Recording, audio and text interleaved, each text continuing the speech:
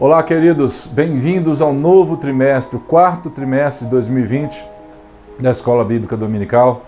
O tema, o livro de Jó, a fragilidade humana e a soberania divina.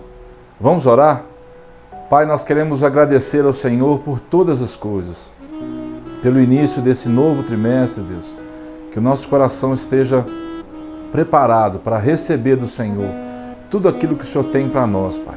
Nos dá bom êxito, Senhor, nos ajuda, Papai, abre o nosso entendimento e que as pessoas que estão do outro lado, Papai, possam ser tão abençoadas como eu tenho sido em preparar essas aulas e meditar nos temas que o Senhor tem nos dado, Papai.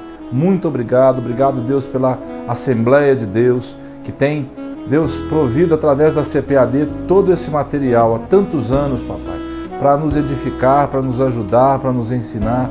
Muito obrigado. Abençoa os nossos pastores, as congregações, Senhor. Abençoa, Deus, o teu rebanho, porque nós precisamos, Deus, da tua presença conosco, Papai. Vamos em frente, Senhor. Nós queremos que o Senhor continue conosco. Muito obrigado, Pai, em nome de Jesus, Pai. Amém, queridos? Vamos lá. O texto áureo diz assim: Eis que temos por bem-aventurados os que sofreram. Ouvistes qual foi a paciência de Jó e vistes o fim que o Senhor lhe deu? Porque o Senhor é muito misericordioso e piedoso. A verdade prática. O livro de Jó não é apenas uma preciosidade da literatura universal, mas, sobretudo, uma poderosa resposta de Deus para as grandes questões do nosso coração. Antes de começar a introdução, irmãos, nós hoje fazemos praticamente 201 dias que estamos em quarentena. Desde o dia 19 de março, que por coincidência foi o meu aniversário, hoje nós fazemos 201 dias. E eu queria te perguntar, antes de começarmos essa aula, o que você descobriu de novo no Senhor durante esse tempo? Eu descobri muita coisa, eu pude rever muitos conceitos, pude analisar muitas coisas, e eu quero te dizer, a palavra de Deus, ela serve para isso, para nos ensinar, para nos animar, para nos corrigir, mas também para nos orientar como nós estamos. Então, o novo trimestre sobre a vida de Jó, eu particularmente tenho um amor muito grande por esse livro, pelas coisas que eu aprendi através desse livro, e eu vou compartilhar com vocês nesse trimestre um pouquinho disso, à medida que formos caminhando. Amém? A grandeza de Deus diante da finitude humana. O homem, ele tem um tempo determinado por Deus. Todas as coisas estão debaixo desse tempo. Deus é dono do tempo, né? Então é um livro de perguntas da nossa alma, assuntos universais da humanidade. Nós vamos ver quais assuntos são esses. É uma obra que alimenta a nossa esperança quando tudo parece estar perdido. A fragilidade humana e a soberania divina é o título dessa lição. Lembra dessa passagem de Jó?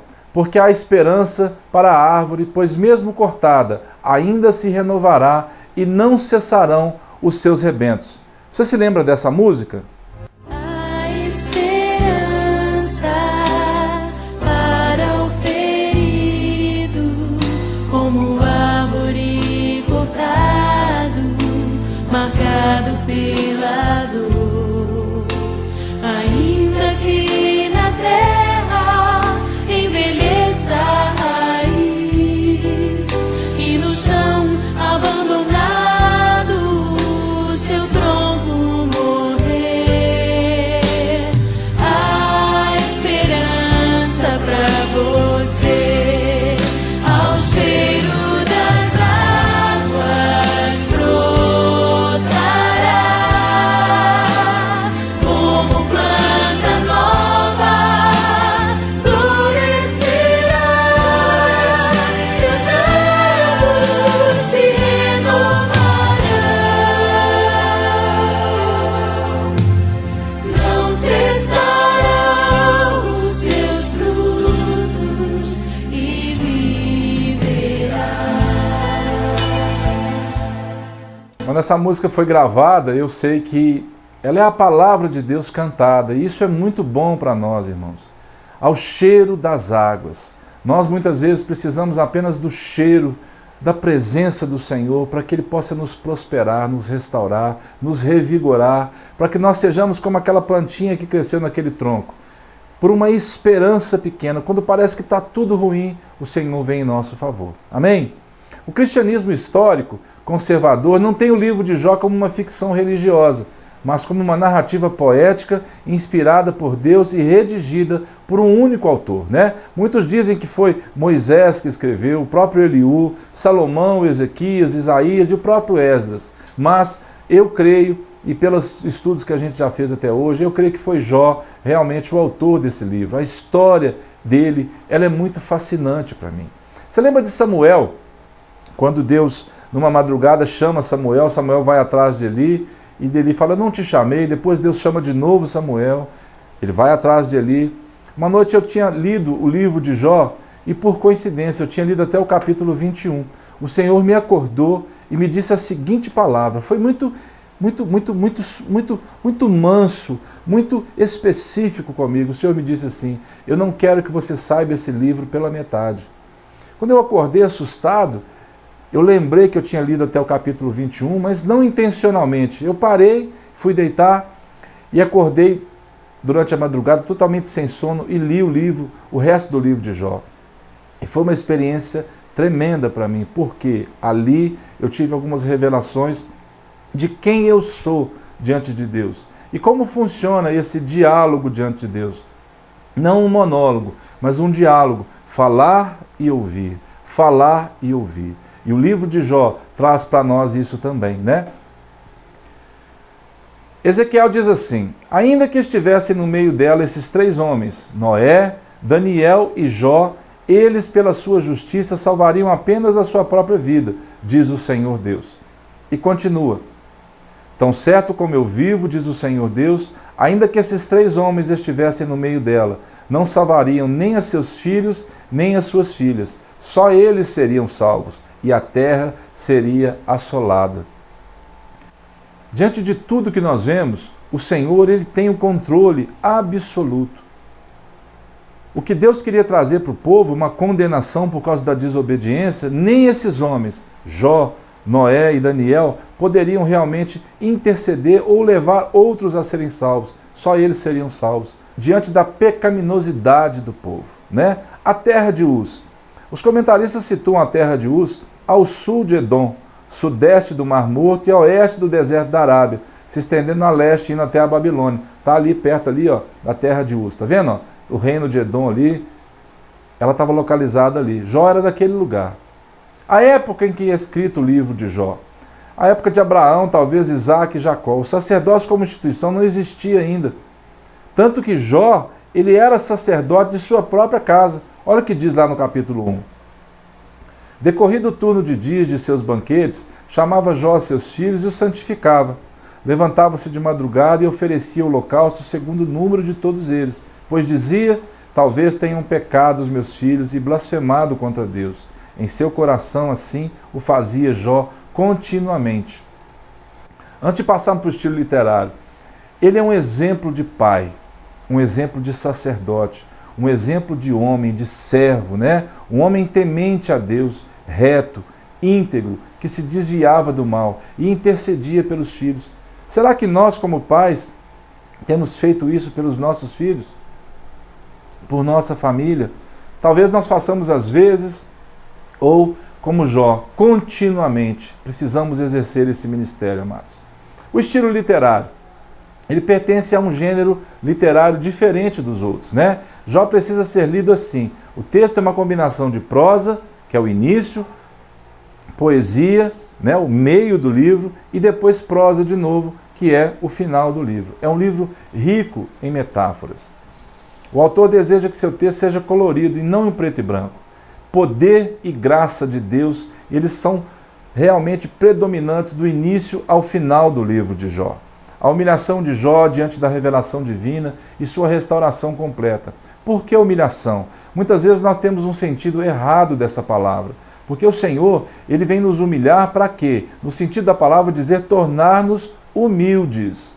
Não essa humilhação que nós passamos pelos homens, mas tornar-nos humildes, para que Deus possa provar o que está no nosso coração, né? E é isso que Deus precisa realmente saber de nós. O que está no nosso coração?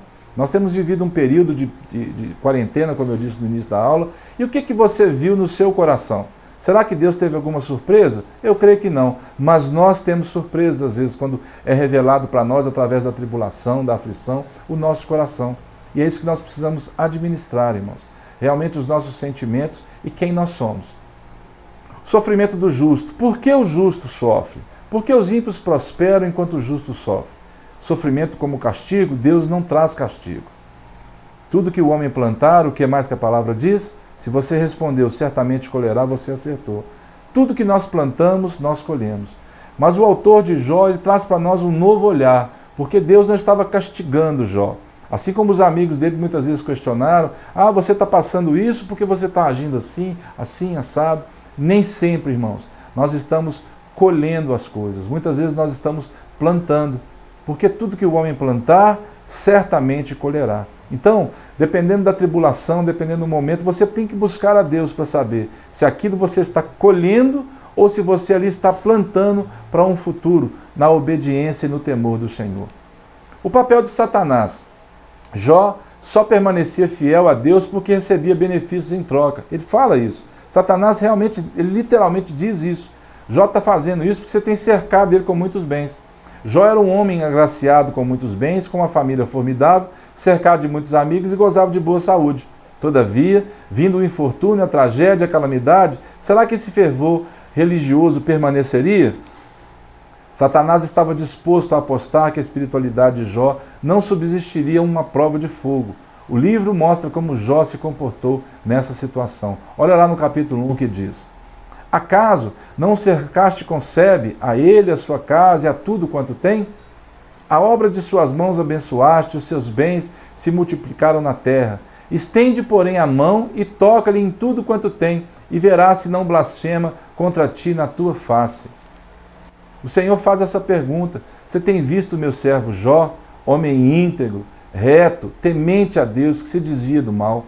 Lá na frente Jó vem dizer algo: eu só te conhecia de ouvir falar, mas agora os meus olhos te veem.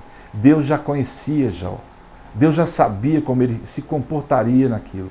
E aquela prova que Jó passou, lá na frente veio realmente para trazer para ele a restauração completa.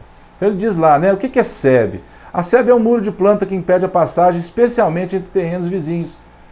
Aquela cerca viva, normalmente com plantas, que nós fazemos, é uma cerca de varas e ripas entrelaçadas. Então, como Deus tinha protegido Jó, Satanás vem acusá-lo de realmente essa proteção ser o que estava trazendo benefício para ele, mas não é. Eu te digo que Deus já sabia muito bem no que ia dar tudo aquilo. Os últimos capítulos de Jó mostram os impactos que a revelação divina tem sobre os homens. A questão para Jó não foi tanto entender Deus, mas experimentá-lo. Viver e ter uma experiência com Deus mudou completamente a vida de Jó. Os assuntos principais desse livro: Deus, a raça humana, Satanás, o pecado, as vontades humanas, o sofrimento, a justiça, a criação, o arrependimento, a intercessão, a visão e fé. A visão de Deus, como Deus realmente é. Como diz a esposa de Jó, abandona esse Deus. Abandona esse Deus. E Jó fala para ela assim: você fala como uma louca. A conclusão: Jó demonstra com toda clareza o princípio bíblico de que os crentes são transformados pela revelação e não pela informação. E isso é verdade. Não é a informação, não é o livro, não é a leitura, não. É a revelação. A fé vem pelo ouvir e o ouvir pela palavra. Não adianta você dar inúmeras bíblias para as pessoas se elas não se despertarem para entender o que está escrito lá. A boa parte do livro trata sobre o caráter de Deus, quem Deus é realmente e como nós somos diante das adversidades. É um livro de natureza poética. Ele apresenta princípios teológicos que transcendem espaço e tempo. Ele é válido para os nossos dias. Só isso já é prova irrefutável de que Deus é o mesmo ontem, hoje e sempre. São para toda época e cultura. Precisamos conhecer verdadeiramente quem é o Senhor. E olha o que Jó diz lá no capítulo 42, no finalzinho: eu te conhecia só de ouvir, mas agora os meus olhos te veem. Amém, queridos?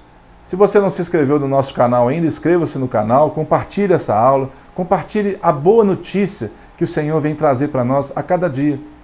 Porque a cada dia o Senhor vem dizer que nos ama, que Ele está pronto a investir em nós, assim como Ele amava Jó e como permitiu que a vida de Jó servisse de exemplo para cada um de nós. Então, até a semana que vem, se Deus assim nos permitir, fiquem com Deus e um grande abraço.